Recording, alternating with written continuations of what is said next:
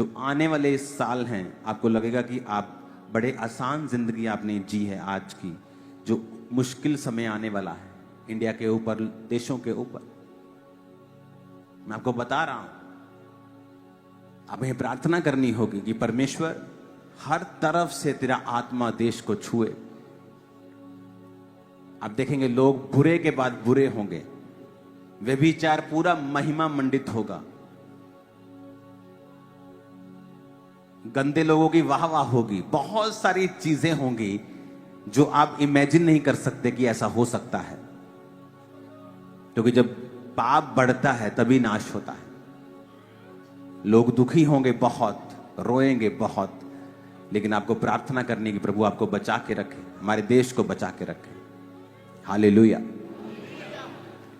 क्योंकि आपको कोविड से पहले मैंने 2016 से बताया था कि ऐसा होगा, ऐसा होगा, ऐसा होगा। तब लोगों को कभी सपने में भी यकीन नहीं था कि हम लोग जो राशन उगाते हैं राशन की लाइन में खड़े हो सकते हैं। यिर्मयाह की पुस्तक 17 अध्याय उसकी 7 आयत से लेके 11 आयत तक। धन्य है वह पुरुष जो यहोवा पर भरोसा रखता है और जिसने परमेश्वर को अपना आधार माना है। अपने पड़ोसी को बोलो, धन्य है वह पुरुष, आशीषित है वह पुरुष, खुश है वह पुरुष जिसने यहोवा पर भरोसा रखा है, परमेश्वर को अपना आधार माना है। आमीन। वह उस वृक्ष के समान होगा जो नदी के किनारे पर लगा हो और उसकी जड़ जल के पास फैली हो। जब धूप होगी तो उसको ना लगेगी, उसके पत्ते हरे रहेंगे और सूखे वर्ष में भी उनके विषय में कुछ चिंता ना होगी,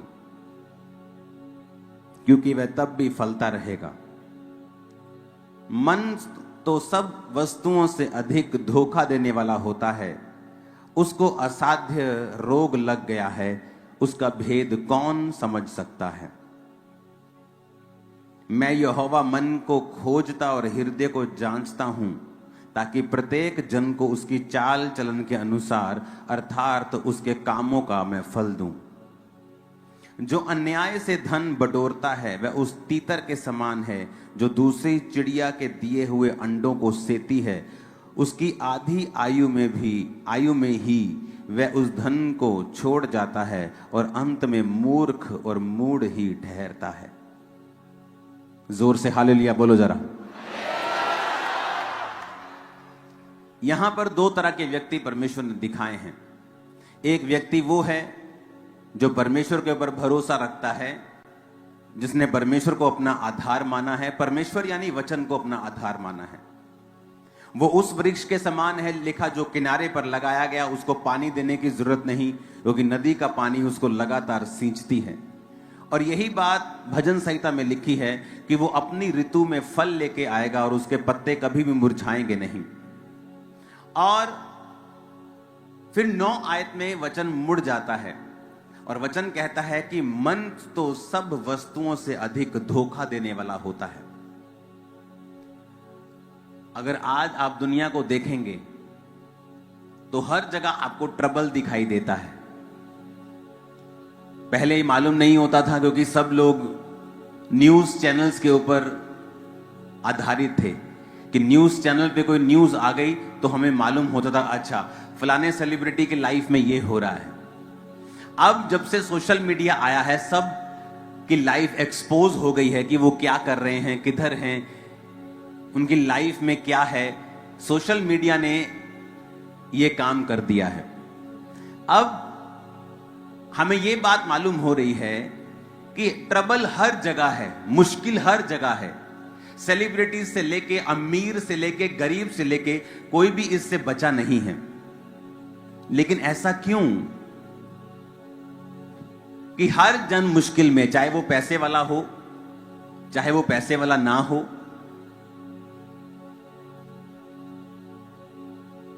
आपने बहुत सी न्यूज सुनी होंगी, बहुत से आपने को ऐसी बातें सुनी होंगी, फॉलो योर हार्ट, जो आपका दिल करता है वो करें। और जब ये बात सब कर रहे हैं, जो उनका दिल करता है वो कर रहे हैं, और इसीलिए सब दुखी हैं, क्योंकि वचन हमें ये नहीं कहता फॉलो योर हार्ट। बाइबल बिल्कुल विपरीत है। बाइबल कहती है कि तुम्हारा हार्ट जो है, तुम्हारा दिल जो है, तुम्हारा मन जो है, वो तो सब वस्तुओं से अधिक धोखा देने वाला है।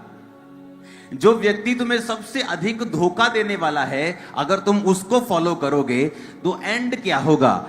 एंड ये होगा कि आप एक अनसेटिस्फाइड लाइफ जी रहे होंगे, एक ऐसी लाइफ जो आपको फुलफिल नहीं कर गई, एक ऐसी लाइफ जिसको देखकर आप प्रसन्न नहीं हैं, एक ऐसा परिवार, ऐसा बिजनेस जिसको देखकर आप खुश नहीं हैं, ओवरऑल अपनी लाइफ को देखकर आप प्रसन्न नहीं हैं, हैप्पी नहीं हैं, सेटिस्फाइड नहीं हैं। अभी भी बहुत सारी चीजें हैं जो आपको चुभती हैं। क्यों? क्योंकि आप अपने मन के अनुसार चले हैं, आपने अपने हार्ट को फॉलो किया है।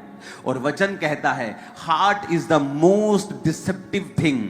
इसको पढ़ेंगे अगर इंग्लिश में है तो, the heart is deceitful above all thing. क्या लिखा? कि जो हार्ट है डिसाइडफुल है, धोखा देने वाला है, अबव ऑल थिंग्स। सबसे ज्यादा कहता है अगर कोई धोखा देने वाला है वो तुम्हारा हार्ट है, वो तुम्हारा मन है। सबसे अधिक तुम्हें धोखा देता है ये। मोस्टली लव मैरिजेस बड़ी दुखी रहती हैं एक टाइम पर आकर, क्योंकि मन, बाइबल कहती है, सबसे अधिक तुम्हें धोखा देता है। मोस्ट डिसाइड, अबव ऑल लिखा, अबव ऑल। तुम्हारा दुश्मन भी तुम्हें इतना धोखा नहीं दे सकता, शैतान भी तुम्हें इतना धोखा नहीं कहता, लेकिन तुम्हारा मन जो है above all. The heart is deceitful above all things and desperately wicked. कहता बहुत विकेट है ये। कहता ना तू बड़ा विकेट इंसान है यार, तू बड़ा दुष्ट इंसान है तू। कहते जबरदस्त ये दुष्ट है, जबरदस्त। और हिंदी में लिखा है इसको असाध्य रोग लगा है, ऐसा रोग लगा है ठीक नहीं हो सकता।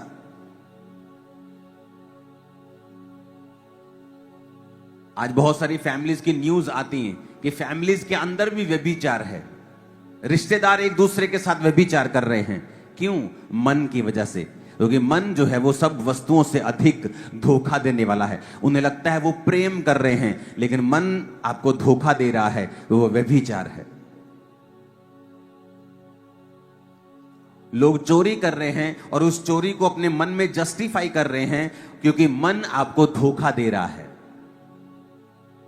और वचन कहता है the heart is deceitful above all things. मन तो सब वस्तुओं से अधिक तुम्हें धोखा देने वाला है।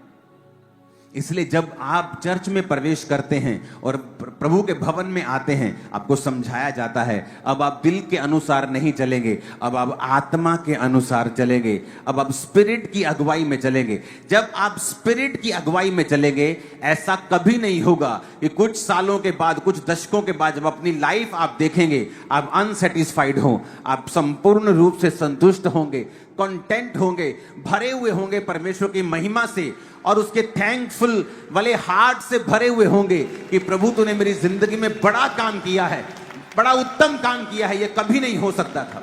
आप थैंक्स करेंगे। क्यों? क्योंकि आपने अपने दिल को फॉलो नहीं किया। इसलिए जब आप बहुत ज्यादा इंटरनेट पे रहते हैं और बहुत सारे अच्छे अच्छे कोट सुनते हैं, follow your heart, follow your, अब आप धोखे में चले जाते हैं।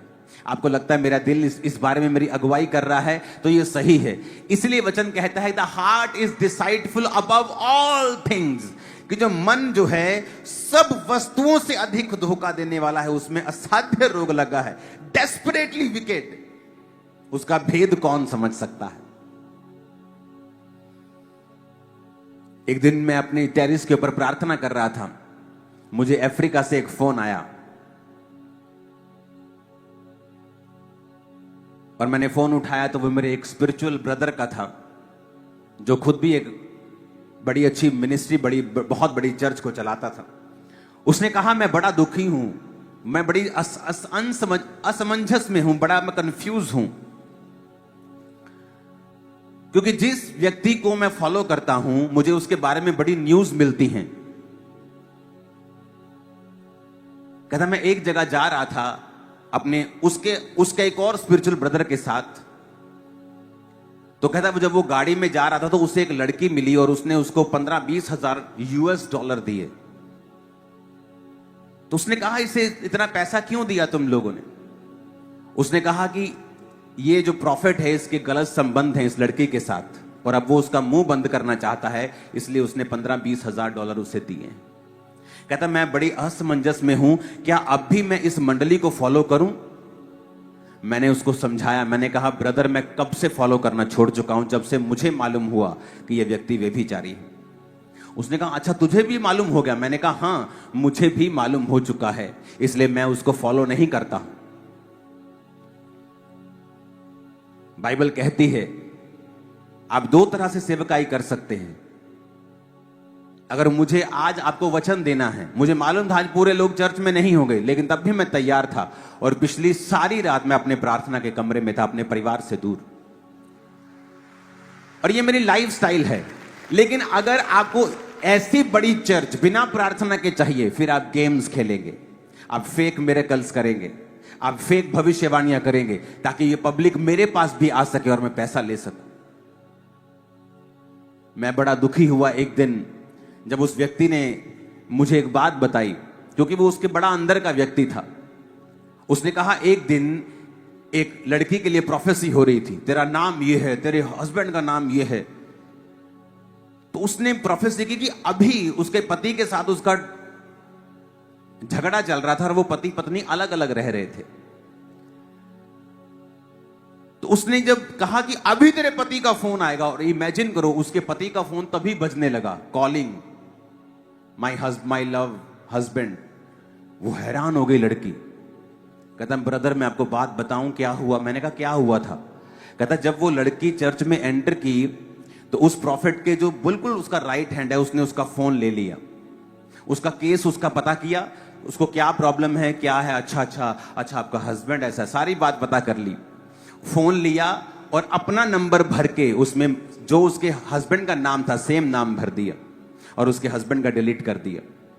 और जब वो प्रोफेसी हो रही थी उस लड़के ने अपना फोन घुमाया और उसको लगा कि वाह मेरे हस्बैंड का फोन आ गया, प्रोफेसी काम कर रही है। और वो लड़की चिल्लाने लगी वाह गॉड, वो तो परमेश्वर को सोच रही थी कि परमेश्वर कर रहा है।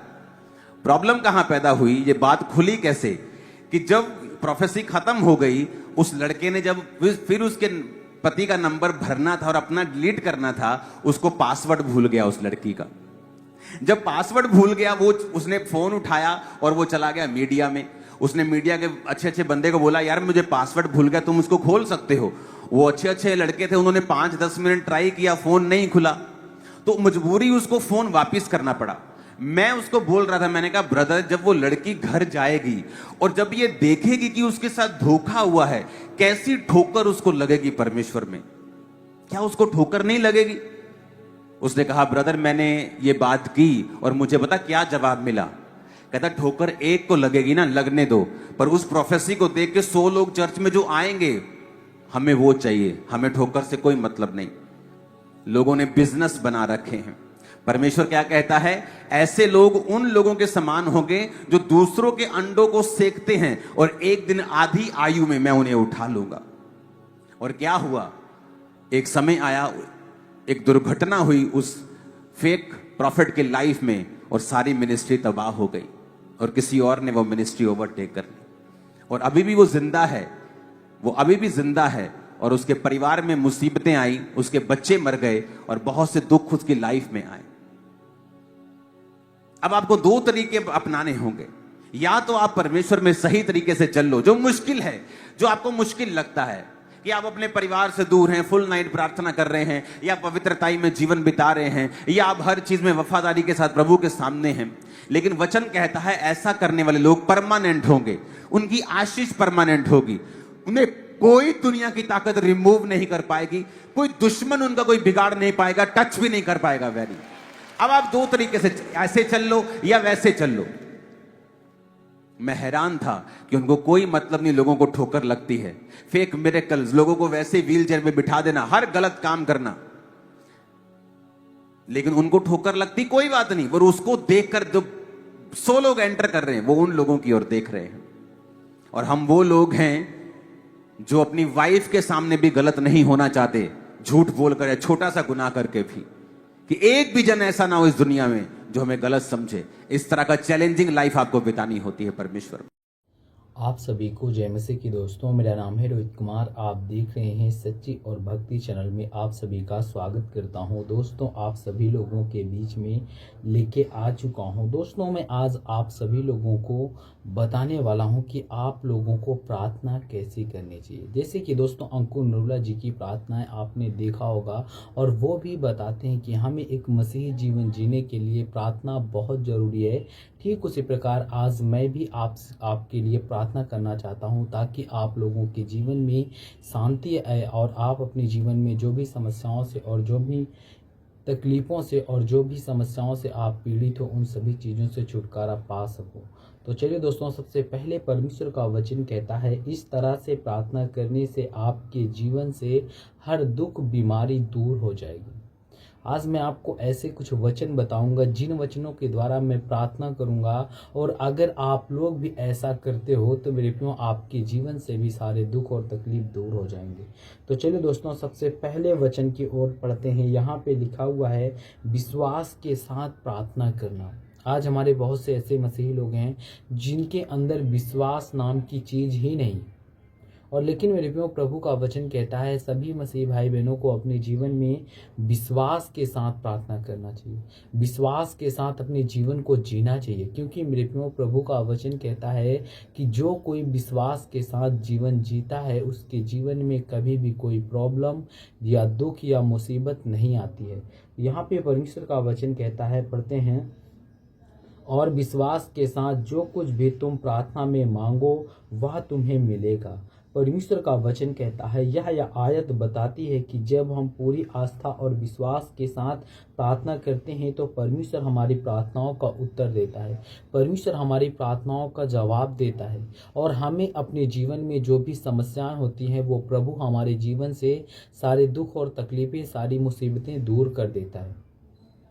और दोस्तों, दूसरे वचन की ओर चलते हैं। यहाँ पे लिखा हुआ है, 2 में पढ़ते हैं, समय में संकट में प्रार्थना करना। यानी यहाँ पे प्रभु का वचन कहता है, जब आपके जीवन में संकट आता है तभी आप लोग प्रार्थना करते हैं। यानी कि जब आप लोग, जैसे कि आप लोगों के जब भूख लगती है तब आप लोग खाना खाते हो, लेकिन वैसे ही आप लोग क्या करते हो कि जब आपको कभी चोट लगी या आपके जीवन में कभी भी कोई उतार और चढ़ाव आया, तब आप लोग क्या करते हो, प्रार्थना करते हो। तो मेरे प्रियो, ऐसा नहीं करना चाहिए।